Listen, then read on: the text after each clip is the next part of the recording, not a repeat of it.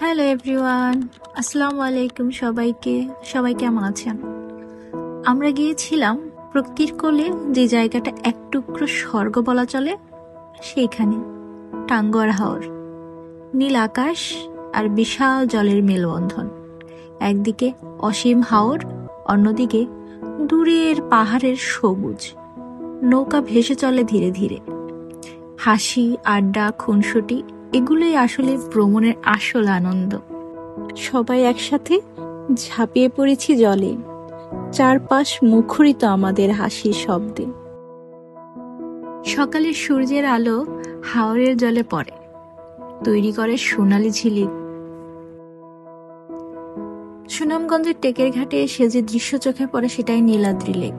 নীলচে পানির ঝিলিক, চারপাশে পাহাড় আর মেঘে ঢাকা আকাশ, সব মিলিয়ে মনে হয় যেন স্বপ্নের কোনো দৃশ্য। চারপাশে ছোট বড় হরেক রকমের টিলা, মনে হয় বাংলাদেশের সুইজারল্যান্ডে আছি।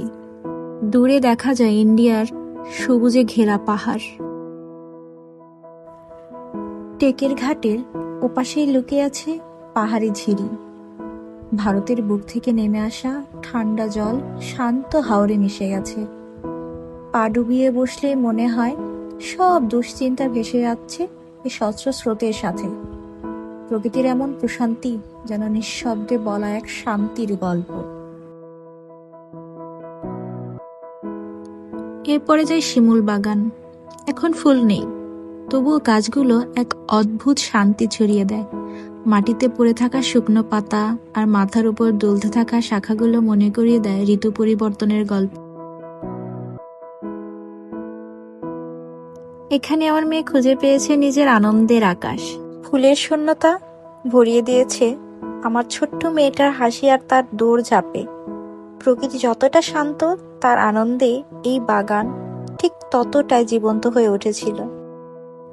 টাঙ্গুয়ার হাওর শুধু একটা জায়গা নয়, এটা একটা অভিজ্ঞতা, যেখানে জল, আকাশ, পাহাড়, বৃষ্টি আর মানুষের হাসি একসাথে মিশে তৈরি করে অপূর্ব কবিতা। হাওরের জল আর আকাশ একটা অনুভূতি। এখানে দাঁড়ালে বোঝা যায় প্রকৃতির সঙ্গে নিজেকে মিলিয়ে নিলে পৃথিবীর সব চাপ দূর হয়ে যায়।